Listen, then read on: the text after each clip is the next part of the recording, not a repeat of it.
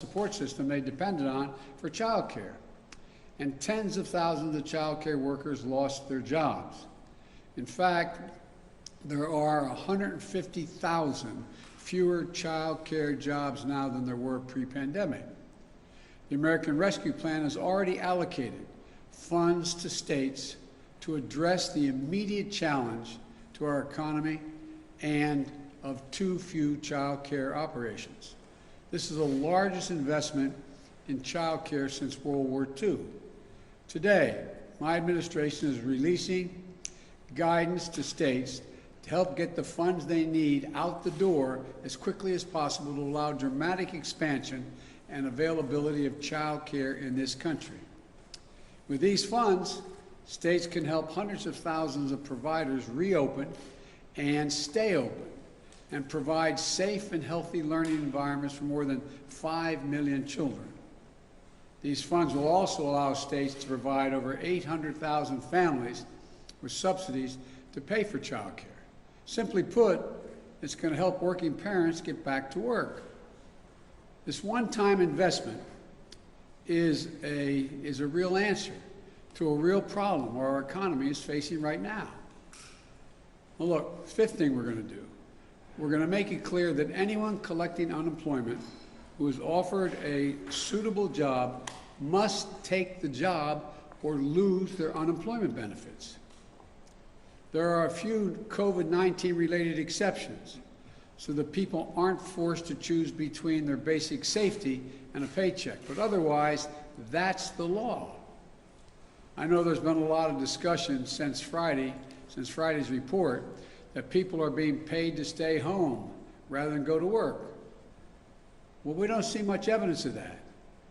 That is a major factor. We don't see that.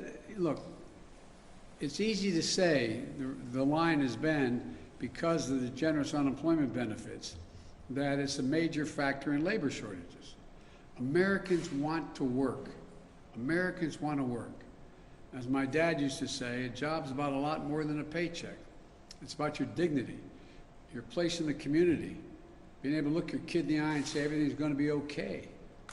I think the people who claim Americans won't work, even if they find a good and fair opportunity, underestimate the American people. So we'll insist that the law is followed with respect to benefits, but we're not going to turn our backs on our fellow Americans.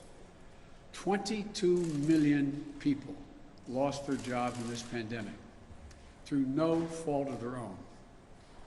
They lost their jobs to a virus and to a government that bungled its response to the crisis and failed to protect them.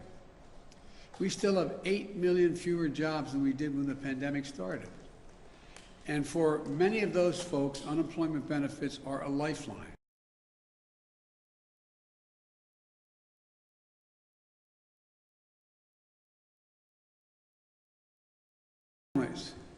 Families who are just trying to put food on the table, keep a roof over their head, they aren't the problem.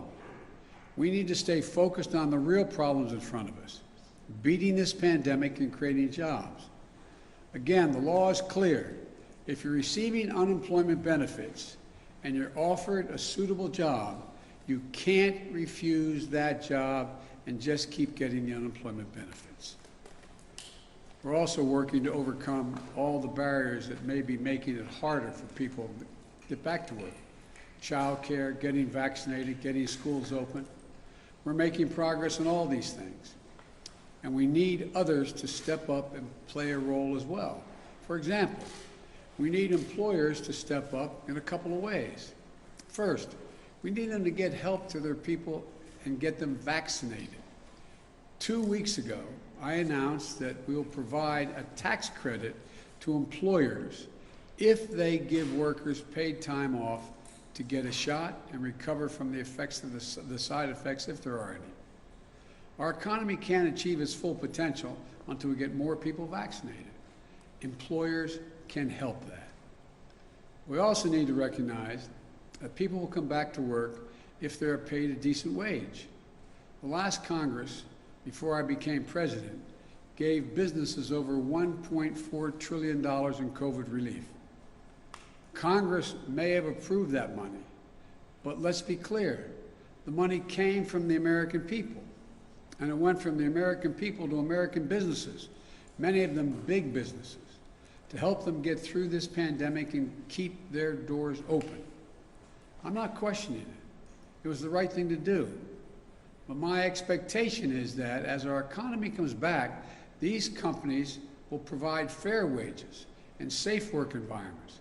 And if they do, they'll find plenty of workers. And we're all going to come out of this together better than before.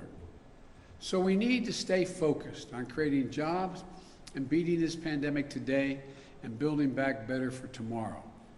The American Rescue Plan is just that, a rescue plan. It's to get us out of the crisis and back on the track, but it's not nearly enough. That's why we need the American Jobs Plan, which is an 8-year investment, an 8-year investment strategy to make sure working people of this country get to share in the benefits of a rising economy, and to put us in a position to win the competition with China and the rest of the world for the 21st century. That's the next stage. That's what we're doing right now. We're working to get that passed. I want to thank you all, and may God protect our troops. Thank you. Mr. President, if you can't protect critical infrastructure from a criminal actor, how can you possibly protect it from a state actor? We can do both. We will. Do you think Russia is involved at all implicitly with that attack? I'm going to have a conference. I'm going to be meeting with President Putin, and so far there is no evidence based on from our intelligence people that Russia is involved, although there's evidence that the actors, ransomware, is in Russia. They have some responsibility to deal with this. Thank you. Decided who will get the AstraZeneca doses, Mr. President?